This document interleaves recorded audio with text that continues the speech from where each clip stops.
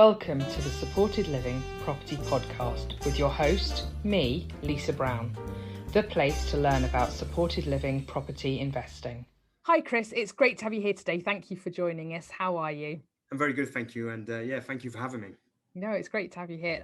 Do you want to introduce yourself, Chris, and tell people a little bit about you, please? Absolutely, yeah. My name is Chris Wild. I'm a campaigner for young people in the care sector. I'm an author of 2 books, Damaged and The State of It. Brilliant. And The State of It is your most recent book, isn't it, that's just come out? It is, yeah. It was published last month, yeah. Yeah, that's great. So do you want us to talk a little bit about your background and why you've come to this position? Yeah, absolutely. I was brought up in the care sector. My dad died when I was 11 years old. So before my dad died, I had a very kind of normal upbringing, whatever that is. You know, we lived on a normal street. We did normal things. We went on holiday. Mom, dad, sister. And then my dad died. Then overnight, obviously, the blue skies of my happy youth turned an ominous dark grey. And what I mean by that is it's kind of like, one minute you're in a colourful kind of life, colourful world, and it's like that transition into a black and white movie where my dad was the kind of core of the family, held it all together. He died suddenly with chickenpox very quick, within 2 weeks. He didn't have an immune system, so for him getting chickenpox would be like anybody today just getting a really vicious, attack of cancer. And it just really, it destroyed my life, as it would. It was really it was a traumatizing time for me. I gravitated towards other fragmented children at the time in Halifax. I became known to local authorities quite quickly for being, I wouldn't say a troublemaker, but being more of a nuisance, a burden. I was breaking windows. I was just doing anything to get attention, if I'm honest with you. I was in juvenile court twice a week, and I was sent into a care home. The care home I was sent to was Skirkett Lodge in Halifax, which was, it wasn't a good care home. It was run by paedophiles. It was very dangerous. I was one of the lucky ones. I managed to escape unharmed. Well, I say that I wasn't severely sexually abused like a lot of young people were for 30 years. And that's kind of the basis, my foundations of why I wanted to get back into the care sector as a professional, and help other young people like myself. And it's become my passion. I've become an advocate for this. I've been very, very lucky to be able to write about my experiences and help thousands of people over the country. I've been very lucky to consult government and join the care review and really make a difference to the care sector going forward, and give young people the chance to live a good life. And that personal experience really adds weight to your voice, doesn't it, Chris? It means that, when you're speaking about stuff, you've got the personal experience, but also your professional experience. And that combined, I think, makes your message very powerful. Yeah, absolutely. When I sit at the table, I have lived experience, and I also have experience as a professional. So I've seen both sides of the spectrum. So, my arguments, they have, they're justified, they have meaning to it, because, it's not like I've come into this with a biased opinion. I've lived through the care sector. I've then gone back into it. I've made comparisons to my own personal experience and seen that, yes, the world has evolved, it's changed, but the care sector hasn't. And that's where my input comes in, and that's where it's valuable to say, well, something needs to be done here. We can't continue like this. So for people who don't have any understanding of the situation, can you just explain a little bit about what your concerns are currently, and what the issues are that people should be aware of? Yeah, absolutely. And just to simplify it, it's basically the care sector for young people, especially young people from 16 up until 25 years old, is unregulated. So when I say unregulated, that means it's not legally protected by a regulator like Ofsted. So it means that these young people can be placed in horrific conditions. They can live in houses that are very dangerous, houses that local authorities put out for tender without inspecting, doing any assessments, because they're inundated with so many young people, and social work has now become an office job. It's not where you're on the ground anymore. So they don't have time to inspect these properties. And it's like a sales job. They've got so many young people they need to house. And then, the other alternative is, but these young people end up homeless. But the kind of ramifications of that is, but these young people end up living in a property where they're groomed into county lines, sexual exploitation because the support doesn't exist, and they're just left in the dark, they're neglected, they're abandoned. And that's, for me, is a void area of the care sector. And that's something where if we don't put an end to it now, if we don't stop it, we're going to see so many more young people homeless. We're going to see so many young people committing suicide. It's going to be a catastrophe.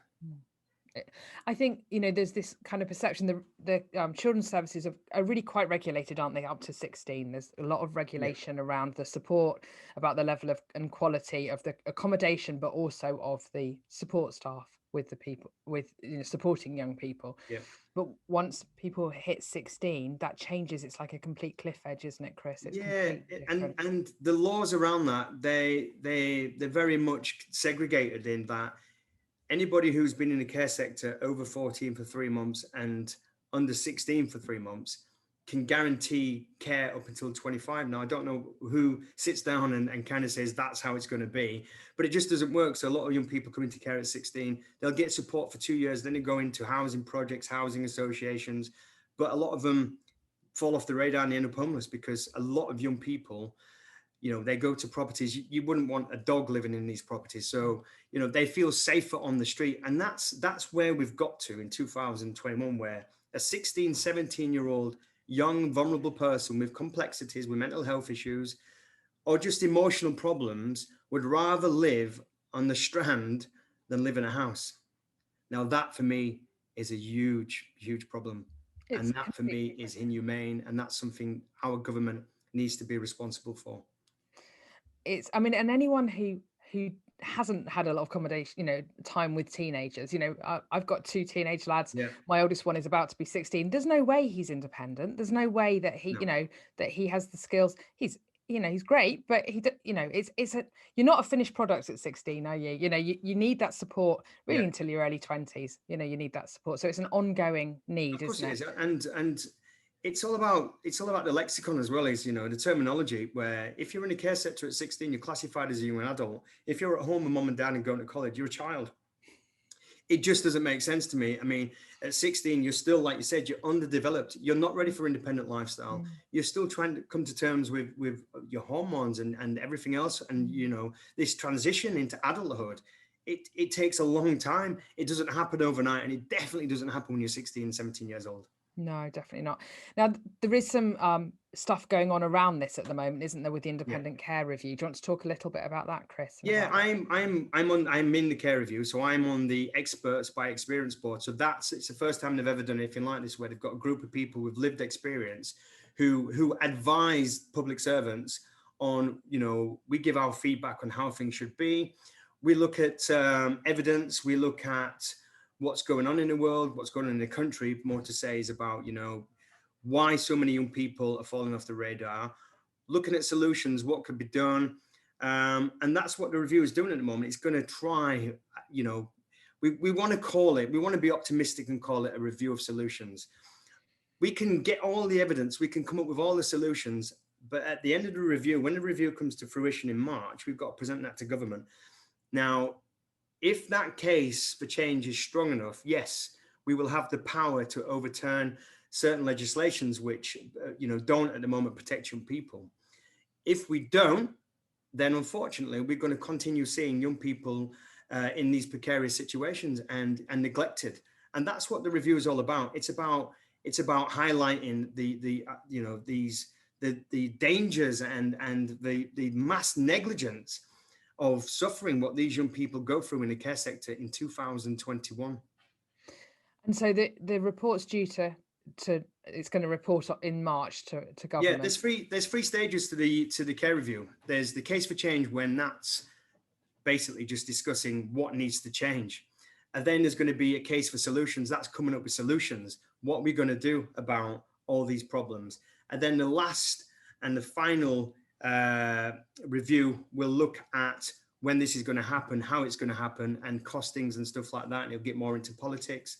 So there's 3 stages. So we've completed stage 1. So that's the case for change. Now we're going into stage 2, which is what we're going to do. We need to find solutions.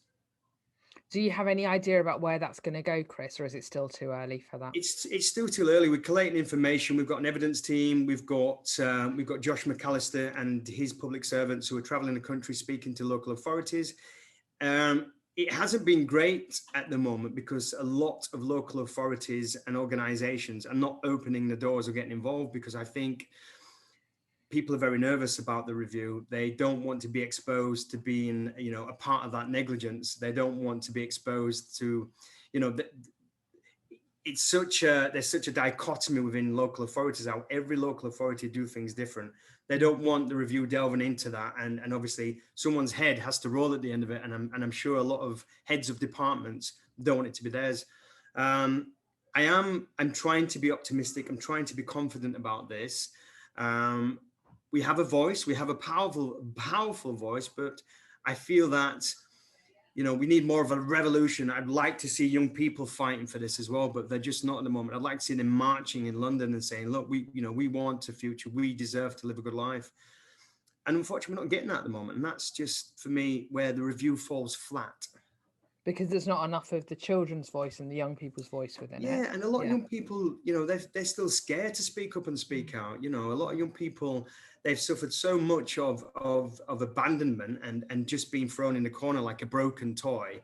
And then all of a sudden we've got this review and we want to get everybody excited and we want to get everybody involved. But I think people just feel deflated. They don't feel, but the government's going to do anything about it. So they feel, a lot of young people I speak to say, well, it's a waste of time, Chris. I mean, we don't have a magic wand to fix this. And that's disappointing, and that's sad to hear. And it's really people like me. Yeah, it is. Yeah. It is. And that's, where I feel where I'm more valuable to try and galvanize these people and say, look, we've got to do this as a unity. And I do want to believe we can make a change. And I guess the thing is that even although this is going on, that's not going to report till March, and then there's going to have to be time for things to happen. At the crux of it are still young people who are not being treated in the way that they should be. And that's going to, and the best will in the world, it's going to be 18 months, 2 years till sort of change happens, I guess, with the timescales you're talking about. Well, you know what? I'm not even thinking that. I'm thinking it's not even going to be for 10 years. You know yourself, you give a document to government. I think they have something like 2 or 3 years to respond. Right. And even then, what's going to happen is, which always happens in this country, there'll be a new government. When that new government comes in, then they've got to go through that document, and they've got to go through it in 2 to 3 years. And that's just why, it's vacillating responsibility and accountability. And that's why we're in this mess, is because every time we feel like we're getting to the precipice of some kind of change, we have a change in government or a change in leadership. Boris Johnson doesn't really value young people in the care sector. We're talking about a prime minister who talked, about historic sexual abuse, spending money, investigating. It's like spotting money up the wall. That's why we don't have any change in this country. That's why young people are still being abandoned, living in dangerous houses. They're still being abused. It's, again, I'm not being pessimistic. I'm trying to stay confident about this. And I do want this change more than anything. But I feel, even though we've got such a powerful and strong team on the care review, we are just puppets on a string. We don't have the powers at the end of the day. No. What needs to change, Chris? If you were suddenly given a magic wand and can sort things out, what would you do? How would you change things? I'd create a care sector to be proud of. I have to parallel my thinking to the education system, how we do have some great schools. Our health system, regardless of what people say about the NHS, it is an absolutely amazing thing we have. And I don't see why the care sector can't parallel that, why we can't, merge all those three together and be responsible for the development of all three.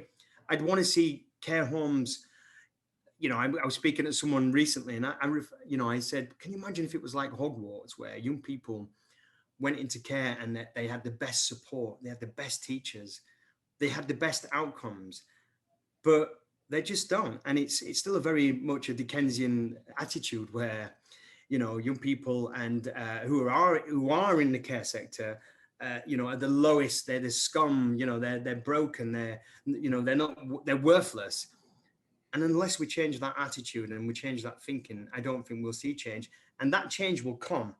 once, like young people now, they get into politics, they start fighting for the cause, but that's going to take time. We've got to try to eradicate that segregated mentality of bureaucracy who don't value anybody below their status. And until we do that, then we are always going to be this segregated group of people, which not worth spending money on, unfortunately.